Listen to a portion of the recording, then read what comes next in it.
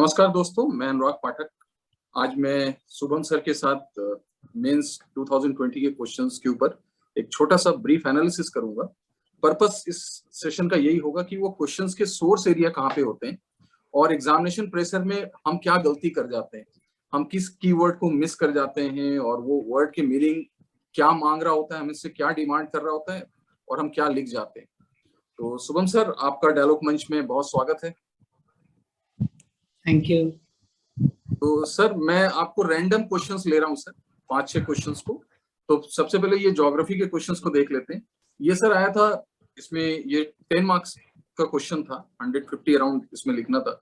एक क्वेश्चन था sir, discuss geophysical characteristics of circum Pacific zone. तो सर यहाँ पर जो स्टूडेंट्स हैं उनको एक चीज पे कंफ्यूजन होता है कि डिस्कस जब वर्ड आ गया, क्योंकि सरकम पैसिफिक कैरेक्टरिस्टिक्स जोन के बारे में तो कैरेक्टरिस्टिक्स लिखा जा सकता है, इसमें क्या अप्रोच रखना चाहिए सर और इसका सोर्स क्या हो सकता है? मेरा जो अप्रोच था वो क्वाइट सिंपल था कि अगर 10 मार्क का क्वेश्चन है तो मैं कोशिश करूंगा 10 पॉइंट्स लिखने का। डिस्कस अगर बोला है तो मैं उसको थोड़ा बीच में एक्सप्लेन भी कर सकता हूँ, है ना। और ये जो सोर्स है वो जो भी हम लोग बेसिक एनसीईआरटी पढ़ते हैं या अगर कोचिंग इंस्टीट्यूट में पढ़ा दिए तो वो भी एनसीईआरटी ही पढ़ाते हैं मोस्टली। तो इसका बेसिक सोर्स जो है मेरे ख्याल से एनसीईआरटी ही है। और जैसे कि ये क्वेश्चन है कि discuss the physical characteristic of circum Pacific zone. So एक दिमाग में एक चेहरा, एक इमेज बनना चाहिए पैसिफिक रिम सारे एरिया का। जैसे वहां पे रिंग ऑफ फायर है तो वो पहला एक पॉइंट आएगा। उस पर फिर मैप पे मैं दिखाऊंगा भी कि पैसिफिक ओशन है और ये रिम ऑफ फायर है। यहाँ पे अर्थक्वेक भी है जहाँ पे पैसिफिक प्लेट जो है वो सबडक्टिंग है और जो इधर वाले प्लेट है वो उसके ऊपर जा रहा है। तो ये वाला ये भी जो है वो दिखाना जरूरी है। फिर ट्रांसफॉर्म बाउंड्री है, I think if I am not wrong, north America में वहां पे एक ट्रांसफॉर्म बाउंड्री है, वो दिखाएंगे। फिर जो प्लेट सबडक्ट कर रहा है तो उसके वजह से वो एंडेस और ये जो रॉकी एंडेस है उसका फॉर्मेशन हो रहा है, तो इस एरिया में दिखाएंगे। फिर ऊपर में जो चेन ऑफ आइलैंड्स बनते हैं वो भी सबडक्शन के वजह से बनता है, तो वो भी दिखाना जरूरी है। फिर इसके अलावा इस साइड में जो मैरिना ट्रेंच वगैरह बनता है, जो पैसिफिक फिलीपींस सी है, वो वन ऑफ द लार्जेस्ट सी है, वो भी इसी वजह से बनता है। और जो जापान वाला एरिया है और वहाँ पे आइलैंड्स बनते हैं उसको दिखाना जरूरी है। And circum Pacific zone. तो सर एक तो ये डायग्राम बना देते हैं और उसके बाद सबडक्शन जो प्लेट होते हैं उसके बारे में थोड़ा सा अलग से हिंट करते हैं ऐसे सर। हाँ, वो मेंशन मैं करूंगा, यहाँ से एरो दिखाऊंगा, मेंशन करूंगा कि ये सारे प्लेट जो है वो सबडक्ट कर रहा है और ये प्लेट ऊपर जा रहा है। और एग्जामिनेशन के टाइम पे तो वो सारे प्लेट्स के नाम भी याद थे तो उसको भी वहां पे मेंशन कर देना है।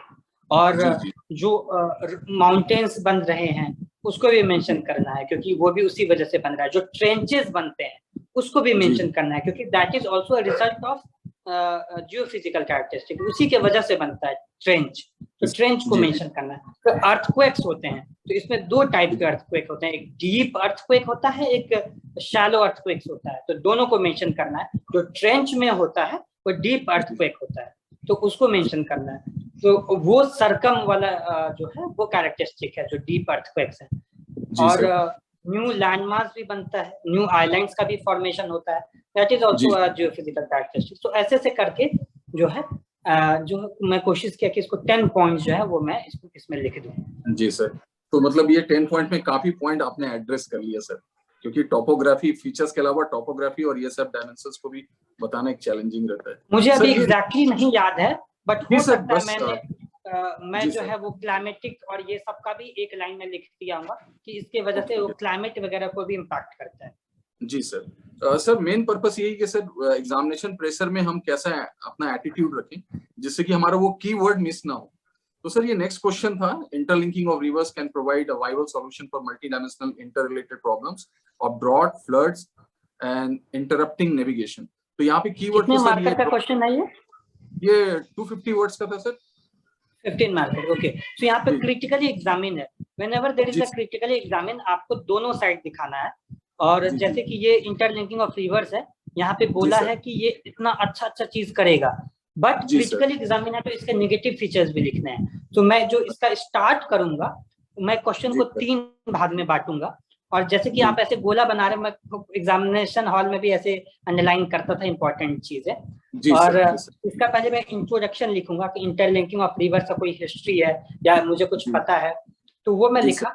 एक साइड में मैं छोटा सा डायग्राम भी बनाया कि कौन कौन सा इंटरलिंकिंग रिवर्स जो है वो चल रहा है। केन बेतवा है, फिर यहाँ पे महानंदा और कोसी का लिंकिंग है, तो उसको मैं 1-2 जो इंटरलिंकिंग है वो साइड में ऐसे दिखाया मैप बना करके।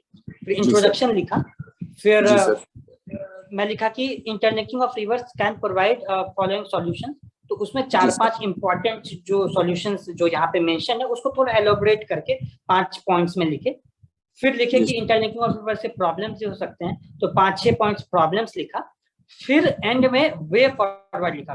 क्रिटिकली जब भी एग्जामिन होता है तो आप प्रॉब्लम्स चैलेंजेस ये सबको आप सामने लिखते हैं, साथ ही साथ आप उसका सॉल्यूशन भी लिखते हैं। तो सॉल्यूशन जो है, ये वे फॉरवर्ड जो है वो कंक्लूजन नहीं है, वो 5 सजेशन देंगे और फिर कंक्लूड करेंगे 2 या 3-4 लाइन में। इसके बाद एक कंक्लूजन होगा सर। हाँ ठीक है सर। तो सर यहाँ क्रिटिकली एग्जामिन बच्चों को बहुत ये कंफ्यूज करता है। बच्चे सोचते हैं कि इसका केवल नेगेटिव साइड लिखना है, पर क्रिटिकल एग्जामिन में हमें दोनों डायमेंशंस को डिटेल में देखना है। राइट। सो मेरा ये अप्रोच होता था कि पहले पॉजिटिव लिखूं, फिर नेगेटिव लिखूं, फिर पॉजिटिव पे एंड करूं। जी सर। नेक्स्ट क्वेश्चन देखते हैं sir. Process of desertification does not have a climatic boundaries, justify with examples. यहाँ पे सर मेरा ये जानना है कि आप वो एग्जाम्पल्स को कैसे, और इतना सारा फैक्ट्स लेकर के एग्जामिनेशन हॉल में जाना तो बहुत दिक्कत वाला सिचुएशन है। नहीं तो आप उतने फैक्ट्स नहीं लिखने होते हैं। आप बताइए इसमें कितने वर्ड्स के हैं, 150 या 250? 150 वर्ड्स के हैं सर ये। तो ये बहुत ज्यादा आपको नहीं लिखना है। जैसे the process of desertification does not have climatic boundaries. Okay.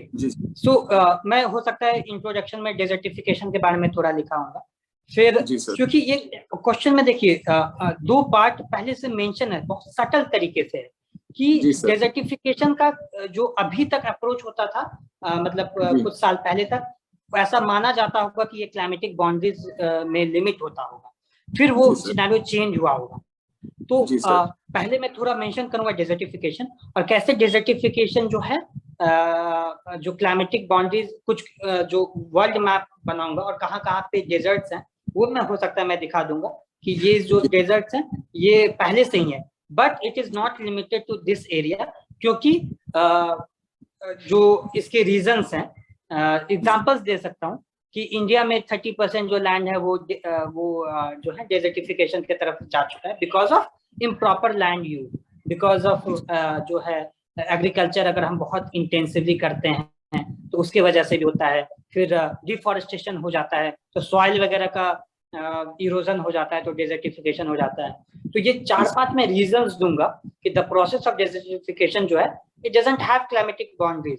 जो पहले जो ये जो डेजर्ट्स हैं that is not limited to these deserts, desertification is a process. तो हो सकता है कि मैं इसमें थोड़ा पैराग्राफ में भी लिखाऊंगा, 3-4 करके पैराग्राफ में लिखाऊंगा, फिर उसको पैराग्राफ को चेंज भी किया होगा। तो इंडिया के एग्जांपल्स में लिखाऊंगा और इसमें वर्ल्ड के भी एग्जांपल्स दिए होंगे, क्योंकि this question is not limited to only India.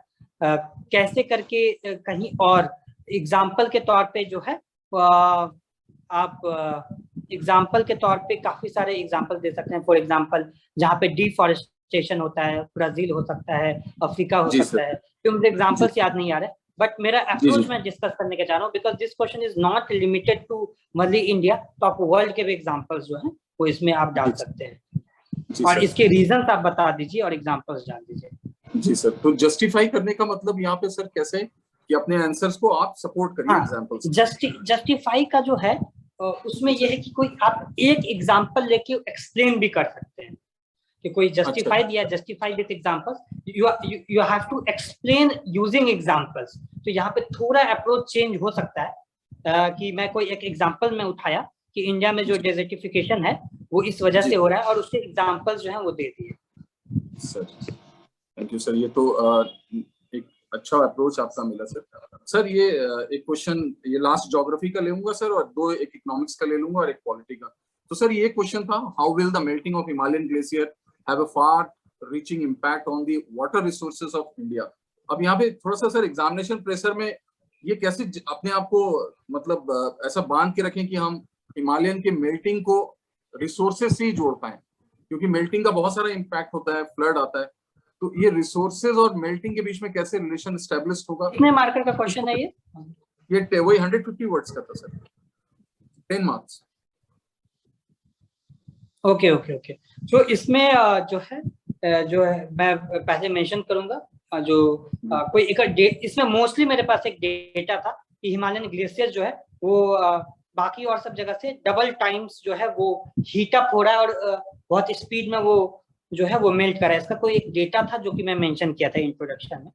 और फिर जो है इसके मैं ये लिखा था कि कैसे हिमालयन, देखिए यहाँ पे क्वेश्चन है how will the melting of glacier has far reaching impact.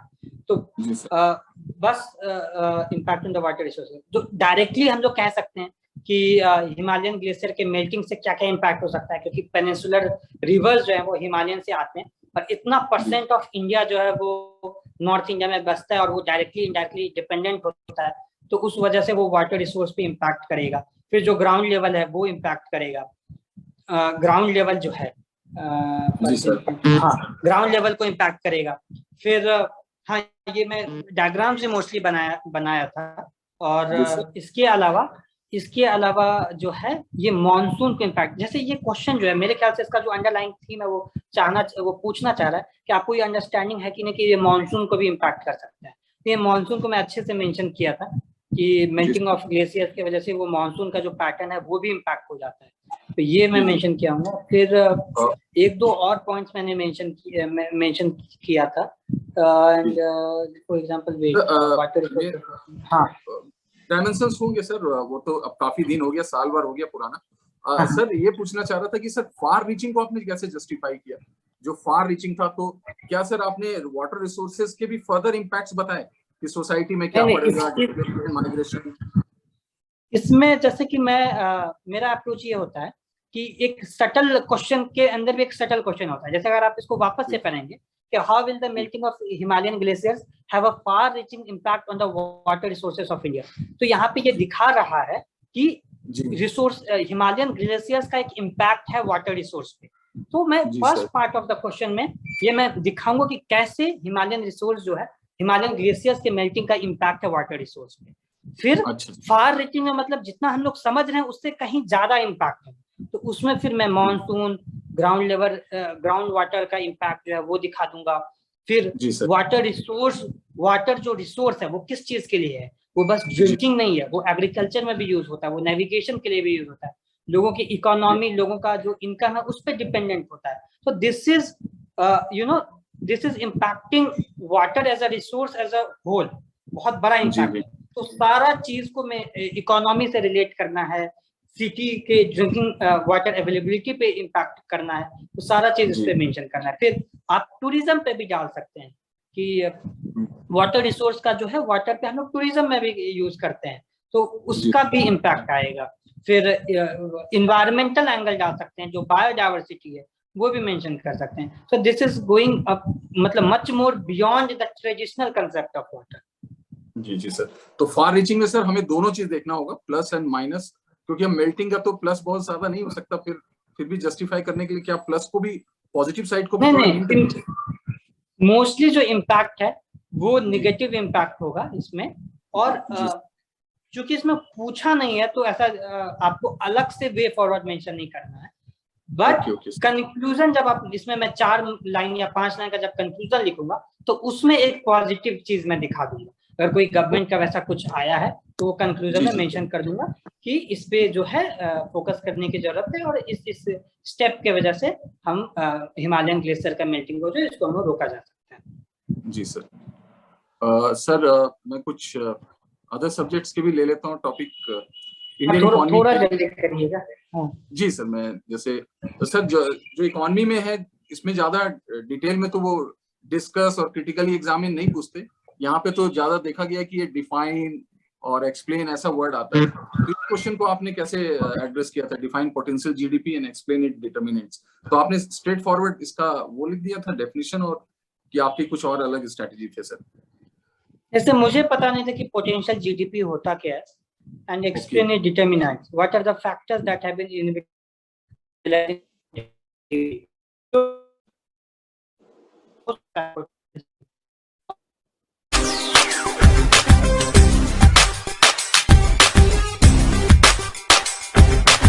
से टैकल किया, once a speaker always a speaker, do you think the practice once a speaker always a speaker, do you think the practice should be adopted to impart objectivity to the office of speaker of Lok Sabha?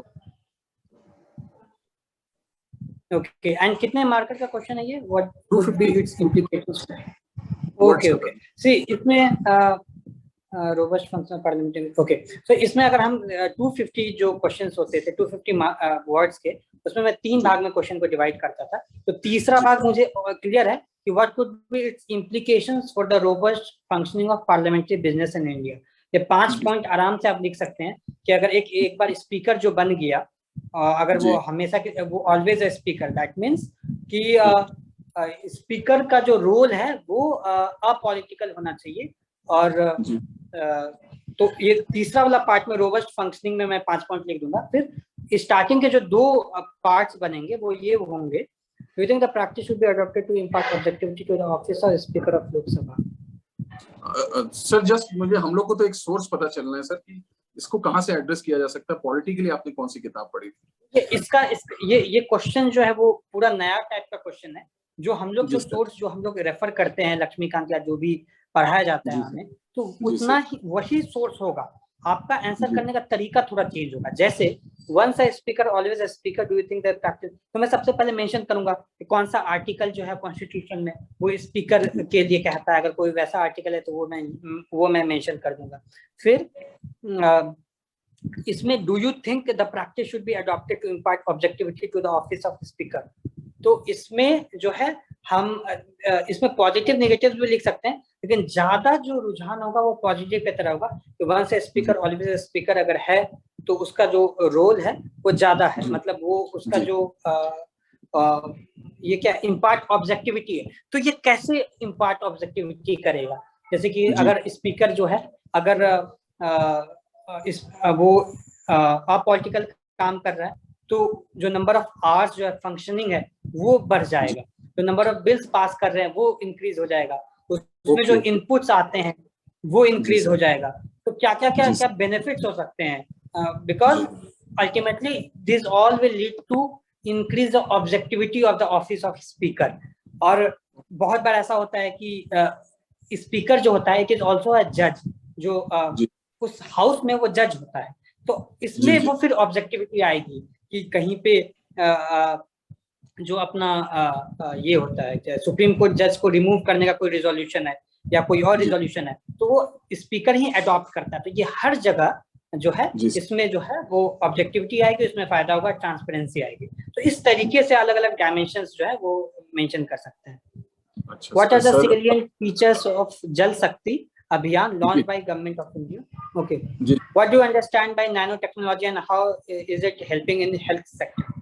So nano technology पे question आया, तो इसको सबसे पहले जो definition है, मैं एक नैनो टेक्नोलॉजी का एक डेफिनेशन मैं याद करके रखा था, वो मैं जो है वो भूल रहा हूँ एग्जैक्टली कितना से कितना जो है वो हम लोग उसके नीचे को हम लोग नैनो टेक्नोलॉजी मानते हैं शायद। I am not data. हाँ, तो वो डेफिनेशन जो है वो मेंशन करना है। जी सर। एंड नैनो टेक्नोलॉजी का पहला पार्ट ऑफ द क्वेश्चन जो है वो पूछा है कि तुम क्या समझते हो नैनो टेक्नोलॉजी के। तो इसके फीचर्स, इसके जो कि जैसे इसका साइज छोटा होना चाहिए, सरफेस एरिया इंक्रीज हो जाता है, जो बिहेवियर ऑफ मटेरियल्स है वो चेंज कर जाता है, जो सेंसिटिविटी आ जाती है तो वो रिएक्शंस को फास्ट कर देता है। तो ये सारे जो हम लोग जो समझते हैं नैनो टेक्नोलॉजी का, उसको मैं पहले पेज में लिख दूंगा। सेकंड पेज में मैं आऊंगा हेल्थ केयर सेक्टर पे कि कैसे नैनो टेक्नोलॉजी हेल्प करता है। तो हेल्थ केयर सेक्टर पे एक लाइन से आएंगे, टेस्टिंग के लिए हेल्प करता है, जो टेस्ट बनाते हैं, वैक्सीन फॉर्मेशन में हेल्प करता है, मेडिसिन के फॉर्मेशन में हेल्प करता है, फिर मेडिसिन का डिलीवरी में हेल्प करता है। नैनो टेक्नोलॉजी के हेल्प से आप जो है दवाई लेंगे वो अंदर में जाके वो सब जगह पे पहुंचेगा जो कि आप ट्रेडिशनली इनएक्सेसिबल है। तो ये अलग अलग डायमेंशन जो है नैनोटेक का, उसको हम लोग जो है यूज कर सकते हैं। फिर ये जो प्रोसेलाइटिक्स जो होता है, जो एडिशनल जो हम लोग पहनते हैं, उसमें नैनो टेक्नोलॉजी का यूज है। तो हेल्थ केयर सेक्टर में भी आपको फोकस करना है कि अलग अलग जगह जो यूज है उस सारे चीज को दिखाना है। फिर अगर आपको पता है कि नैनो टेक्नोलॉजी का ओवरऑल कंट्रीब्यूशन कितना है जीडीपी में, तो उसको मेंशन कर सकते हैं। जैसे बायोटेक का मुझे पता था, नैनोटेक का नहीं पता था, तो अगर पता है तो वो आप मेंशन कर सकते हैं। फिर नैनो टेक्नोलॉजी का कोई मिशन है तो उसको मेंशन कर सकते हैं। कोई वैसा लैब अगर हम लोग ये करते हैं, ये सारा चीज आप कंक्लूजन में जो है वो मेंशन कर सकते हैं। जी सर। तो सर आपके साथ तो ये सेशन काफी फ्रूटफुल रहा और छोटे से हमारे इस इंटरेक्शन में बहुत ही वाइड। इसमें एक और मेंशन कर सकते हैं कि आप एक जो है ग्राफ वो फ्लो चार्ट्स बना सकते हैं, बीच में आप नैनो टेक्नोलॉजी लिख सकते हैं और उसके एप्लीकेशंस को आप 5-6 ऐसे करके एरो देके वो first part of the question में ही लिख सकते हैं। जी सर। तो इसमें फ्लो चार्ट से भी मतलब बीच में नैनो टेक्नोलॉजी लिख के और फिर चारों बगल एरो डाल के ऐसे करके एप्लीकेशन आप दिखा सकते हैं। जी सर। जी सर। तो सर लगभग हमने 3-4 डिसिप्लिन के टॉपिक को एड्रेस किया और ये छोटे से इंटरेक्शन में काफी कुछ ओपनिंग मिल गई हम लोग को। तो सर इसके लिए तो डायलॉग मंच आपका बहुत आभार व्यक्त करता है और बहुत ये बच्चों को बहुत, और जो एस्पिरेंट्स है उनको बहुत ही हेल्पफुल रहेगा। तो इस सेशन के लिए सर बहुत थैंक्स डायलॉग मंच की तरफ से। थैंक यू आपको भी, because you gave me this chance. And बहुत लोग बोल भी रहे हैं कि आप अपना स्ट्रैटेजी आंसर कॉपी शेयर करें। तो चूंकि मैं ट्रैवलिंग भी कर रहा था दूसरे बहुत जगह में जो था वो विजिट था, मेरे कुछ कमिटमेंट्स थे, तो अब वो धीरे धीरे खत्म हो रहे हैं। तो मैं खुद भी टेलीग्राम चैनल पे शेयर कर रहा हूँ और 2-3 दिनों में एक वीडियो भी, एक डिटेल वीडियो मैं लेके आऊंगा और जो है और मैं डेप्थ में जाऊंगा कि कैसे जो है आंसर लिखता था, अपने कॉपीज के एग्जांपल दूंगा और मैं अच्छे से जो है इसको मैं डिस्कस करूंगा। और ये भी डिस्कस करूंगा कि कैसे मैं इम्प्रूव भी किया, क्योंकि आप कोई भी जो एस्पिरेंट है वो डे 1 में अच्छा आंसर नहीं लिख सकता है, तो कैसे इम्प्रूवमेंट किया वो सारा स्ट्रेटेजी में वापस से मैं एक बार अच्छे से मैं शेयर करूंगा। तो हम लोगों के साथ भी शेयर करिएगा सर, तो हम लोग भी हाँ श्योर पे पार्टिसिपेट करेंगे। तो सर ये तो सेशन बहुत अच्छा रहा। Thank you very much sir. Thank you Shubham sir, आपका बहुत बहुत धन्यवाद डायलॉग मंच का समय देने के लिए और आपको उज्जवल भविष्य की हार्दिक शुभकामनाएं। Thank you sir.